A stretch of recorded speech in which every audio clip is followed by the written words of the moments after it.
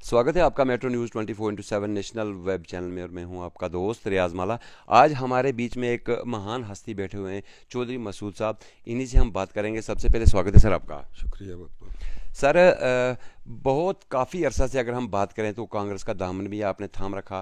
फिर उसके बाद गुलाम नबी साहब के अगर उनकी बात करें तो उनके साथ आप मुंसलिक रहे काफ़ी अरसा से। तो क्या वजूहात बनी जिससे आपको कांग्रेस का दामन छोड़ना पड़ा? सबसे पहले सर ये।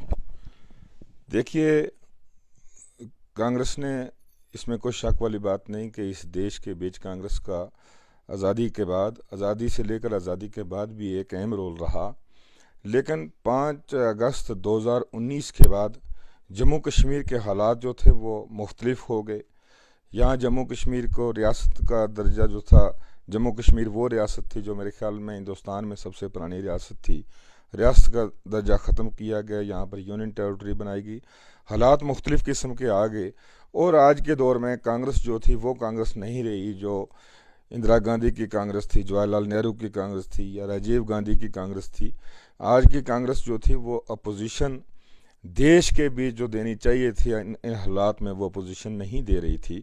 तो गुलाम नबी आज़ाद साहब ने वो हालात देखते हुए और ख़ासकर जम्मू कश्मीर के जो मुश्किलात थी, यहाँ की जो मुसीबतें थी, इनको देखकर उन्होंने कांग्रेस पार्टी से रिज़ाइन दिया। तो हम लीडर के साथ थे। ज़रूरी था इस वक्त के गुलाम नबी आज़ाद साहब जैसी जो छवि है वो रियासत जम्मू कश्मीर की क़यादत करे। तो हम सब ने साथ में उनके रिज़ाइन दिया और गुलाम नबी आज़ाद साहब का दामन थामा। सर, अगर बात करें आज़ाद डेमोक्रेटिक पार्टी की, जिस तरह से आपने ये, या हमारे जिस तरह से गुलाम नबी आज़ाद साहब ने नई तश्कील दी है, तो बुदल सेगमेंट की अगर हम अपने इस एरिया की बात करेंगे तो आपके साथ क्या लोग यहाँ पे जुड़ रहे हैं सर? जी जी। देखिए, गुलाम नबी आज़ाद साहब की छवि रियासत जम्मू कश्मीर में बाकी तमाम सियासी पार्टियों से मुख्तलिफ है। उसकी बड़ी बात यह है कि आज़ाद साहब चाहे यूनियन मिनिस्टर रहे हों, चाहे रियासत जम्मू कश्मीर का 2.5 साल का दौरा उनका बहसीत वज़ीर आला रहा हो, आज़ाद साहब ने जम्मू कश्मीर में एक वर्क कल्चर दिया। आज़ाद साहब ने एक विजन दिया जम्मू कश्मीर में कि यहाँ पर काम किस तरीके से किया जाता है। उन्होंने रातों रात में वज़ीर कमीशन जो था उसको लागू किया, नई तहसीलें बनी, नए कॉलेज बने। जिस कंस्टिट्यूंसी में हम इस वक्त बैठे हुए हैं, इसमें एक ही डिग्री कॉलेज आज की तारीख में, फंक्शनल डिग्री कॉलेज एक ही बुदल है, वो गुलाम नबी आज़ाद साहब की देन है। यहाँ मेडिकल कॉलेज 5 दिए बहसीत हिंदुस्तान के वज़ीर सेहत होने की वजह से। आज़ाद साहब ने जम्मू कश्मीर में 5 मेडिकल कॉलेज दिए, सेंट्रल यूनिवर्सिटी जम्मू में दी, सेंट्रल यूनिवर्सिटी कश्मीर में दी। तो गुलाम नबी आज़ाद की एक छवि, काम वाली छवि है जो लोगों को इस वक्त ज़रूरत है अवाम की मुश्किलात को हल निकालने के लिए। वाहिद गुलाम नबी आज़ाद एक लीडर है कि जो रियासत जम्मू कश्मीर के अवाम को इस दलदल से निकाल सकते हैं। जी जी। सर, अगर बात करें जिस तरह से बीजेपी का दावा रहा कि हम 50+ करेंगे, तो आपका क्या मंशूर रहेगा डेमोक्रेटिक पार्टी का कि आप कितनी सीटें जम्मू कश्मीर में ले सकते हैं, या इलेक्शन जब होगा या नहीं होगा, इसके बारे में क्या कहेंगे जनाब? डेमोक्रेटिक आज़ाद पार्टी एक विजन लेके लोगों के सामने आई है। इसमें शक वाली बात नहीं कि यहाँ पर खोखले दावे, झूठे वादे यहाँ किए गए। यहाँ कभी ऑटोनॉमी के नाम पे वोट लिया गया, यहाँ कभी सेल्फ रूल के नाम पे वोट लिया गया। तरक्की के नाम पे आज तक भी किसी ने यहाँ पर वोट नहीं लिया। यहाँ ज़ात, बरादरी और कौमों के नाम पर तकसीम लोगों को किया गया। गुलाम नबी आज़ाद साहब 2-3 चीज़ें लेके अवाम के बीच आए हैं। पहली ये है कि गुलाम नबी आज़ाद साहब जिस रियासत के लिए लड़ाई लड़ते लड़ते वो पार्लियामेंट में 4.5-5 घंटे on the floor of the house बैठ गए थे, ज़मीन पे बैठ गए थे इस रियासत के लिए लड़ाई लड़ने के लिए। आज़ाद साहब का ये कहना है कि रियासत जम्मू कश्मीर को वही रियासत का दर्जा दिया जाए जो पहले रियासत थी। वो चाहते हैं कि यहाँ पे रोज़गार दिया जाए, हर घर में चिराग जले, हर घर में रोज़गार मिले। उसका रोज़गार लाने के लिए गुलाम नबी आज़ाद साहब के पास पॉलिसीज़ हैं, प्रोग्राम हैं कि यहाँ इंडस्ट्रीज़ खोली जाएँ, यहाँ पे बड़े बड़े इंस्टीट्यूट खोले जाएँ, यहाँ पे इस किस्म का कारोबार खोला जाए जहाँ से गरीब लोगों को, बेकार लोगों को, बेरोज़गार लोगों को रोज़गार मिल सके, गरीब की गुर्बत दूर हो सके। तो मेरे ख्याल में रियासत जम्मू कश्मीर के लोग इस चीज़ को समझते हैं। और रियासत जम्मू कश्मीर में गुलाम नबी आज़ाद वाहिद शख्सियत है कि जब पार्टी बनने से पहले उन्होंने कांग्रेस से रिज़ाइन दिया था, बेहद इंडिविजुअल ذاتی طور پر غلام نبی آزاد صاحب کے کا جو جلسہ جموں میں ہوا، میرے خیال میں وہ تاریخ میں ایک اپنا جلسہ تھا.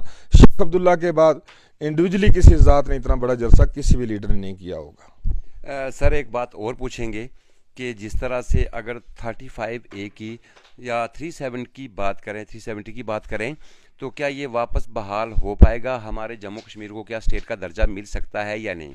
اس کے بارے میں کیا کہیں گے جناب؟ 35A اور 370 ایک constitutional provision constitutional right Jammu Kashmir کے لوگوں کا ہے. کچھ لوگوں نے آزاد صاحب کے بیان کو بھی توڑ موڑ کے پیش کرنے کی کوشش کی تھی، لیکن اس کو آزاد صاحب نے کلیئر کیا کہ ریاست جموں کشمیر کا یہاں کا ہندو ہو یہاں کا مسلمان ہو، اس کو کوئی بھی نقصان دفعہ 370 کا یہاں نہیں تھا، کیونکہ اس میں جاب کی پروٹیکشن تھی، اس میں لینڈ کی پروٹیکشن تھی. باہر کا آدمی یہاں پہ جاب نہیں لے سکتا تھا، باہر کا آدمی یہاں پر زمین نہیں لے سکتا تھا. وہ ایک کانسٹیٹیوشن کا حصہ تھا، کانسٹیٹیوشن پرووین تھا. سپریم کورٹ کے بیچ آج لگا ہوا ہے. کچھ لوگ تو یہ بھی کہتے ہیں کہ اس ریاست کے کچھ لیڈر کہتے ہیں کہ ہم کروڑوں روپے جو ہیں وہ سپریم کورٹ میں خرچیں گے. تو آزاد صاحب نے کہا ہم کروڑوں روپے خرچنے کے بنا ہی وہاں کپل سبل جیسے جو اس دیش کے مہان وکیل ہیں ان کو اس دفعے کی پروٹیکشن کے لیے وہاں پر سپریم کورٹ کے سامنے لڑنے کے لیے بھیجیں گے. نمبر 1. نمبر 2، نیشنل کانفرنس نے جب یہاں سے، میں نام لوں گا کہ نیشنل کانفرنس نے جب یہاں سے DDC کا الیکشن لڑا اس ریاست سے، تو انہوں نے کہا کہ ہم اس 370 کی دوبارہ بحالی کے لیے ہم یہ الیکشن لڑ رہے ہیں. ہم نے الیکشن نہیں لڑنا تھا، لیکن بڑی بدقسمتی کی بات ہے کہ بحالی تو دور رہی، ان کے جو 3 ممبر پارلیمنٹ تھے نیشنل کانفرنس کے، انہوں نے بھی DDC الیکشن لڑنے کے بعد 370 کے پروٹیسٹ میں ریزائن نہیں دیا، کرسی آپ نے نہیں چھوڑی. تو یہ لوگ جو کبھی اٹانوی، کبھی دوسرا، کبھی تیسرا، کبھی سیلف رول، کھوکھلے نعرے لے کے اس لیے آتے ہیں کیونکہ ان کے پاس لوگوں کے کام کرنے کا ویژن نہیں ہے. یہاں بھی ہمارے جس اسمبلی حلقہ میں ہم بیٹھے ہوئے ہیں، یہاں بھی آپ کے سامنے پچھلے 50-60 سال سے لوگ قسم پرسی کی حالت میں، یہاں کبھی پہاڑی کے نام پہ تقسیم کیا، کبھی گجر کے نام پہ تقسیم کیا، لیکن غریب کل بھی غریب تھا، غریب آج بھی غریب ہے. بے روزگار کل بھی بے روزگار تھا، آج بھی بے روزگار ہے. کچھ لوگ جو ہیں ٹھیکیدار جو ہیں وہ یہاں کے سیاسی گرو جتنے بھی ہیں، الگ الگ ٹھیکیدار انہوں نے پالے ہوئے ہیں جنہوں نے یہاں پہ اس کنسٹیچوئنسی کو لوٹا، اس کنسٹیچوئنسی کو ختم کیا. آج بھی ریاست جموں کشمیر کے اندر سب سے بڑی اگر مفلسی ہے، سب سے زیادہ غریبی ہے، قسم پرسی ہے، تو وہ یہ بدل علاقہ ہے. کیا قصور تھا بدل کے لوگوں کا کہ وہاں سے بدل سے اٹھ کے، ترگائیں سے اٹھ کے، وہاں ڈنڈوت سے اٹھ کے جو بندہ ہے وہ تحصیل میں کوئی کام ہے اس کو کوٹراں کا آنا پڑتا ہے. یہاں تو 3-3 4-4 پنچایتوں پر بھی اس ریاست میں بنائی گئی تحصیلیں. کیا بدل کے لوگوں کا تحصیل کا حق نہیں ہے؟ کوٹرانکا کے کالج کا کھلواڑ بنایا گیا. سیاست کے لیے صرف کوٹرانکا کا ڈگری کالج ہی ملا ہے. بھئی آپ نے سیاست کرنی ہے، آپ لوگوں کے کام کرو، اپنی چیز لوگوں کو بتاؤ، آپ اپنے پروگرام لوگوں کے بیچ لے کے جاؤ. آپ کیوں کرتے ہو کہ کبھی کسی پیر فقیر کا سہارا لیتے ہو، کبھی آپ ان چیزوں کا غلط استعمال کرتے ہو جو ڈیولپمنٹ کی چیزیں سرکار کی طرف سے آتی ہیں ان کا آپ غلط استعمال کرتے ہو. سڑک آپ نہیں دے سکتے، بجلی کا یہاں بحران ہے، پانی کا یہاں بحران ہے، تعلیمی نظام یہاں ختم ہے. آپ ڈگری کالج پہ سیاست کرنے لگے ہیں. آپ لوگ کبھی ایک جگہ پہ کبھی دوسری جگہ پہ، آپ کو بدل کی تحصیل پہ سیاست کرنی ہے. بدل کے لوگوں کا حق ہے. غلام نبی آزاد صاحب کی جو پارٹی ہے وہ انشاءاللہ تعالیٰ بدل کے لوگوں کے تحصیل کا جو مسئلہ ہے اس کے اوپر لڑے گی. اور غلام نبی آزاد صاحب وہ آدمی ہے کہ وہ ایک بار بدل میں آئے، انہوں نے کہا میں نیکسٹ ٹائم آؤں گا ڈگری کالج کھول کے آؤں گا، اور جب وہ دوبارہ آئے آپ کے سامنے وہاں ڈگری کالج کھول کے آئے. جب ہم جموں میں آزاد صاحب سے ملے انہوں نے کہا بدل کی تحصیل ہوئی کہ نہیں ہوئی؟ ہم نے کہا جناب نہیں ہوئی. انہوں نے کہا میرا سب سے پرائرٹی کا جو مدعا رہے گا وہ بدل کی تحصیل رہے گا. آج خواص میں سڑکوں کا کیا نظام ہے آپ سب دیکھ رہے ہیں.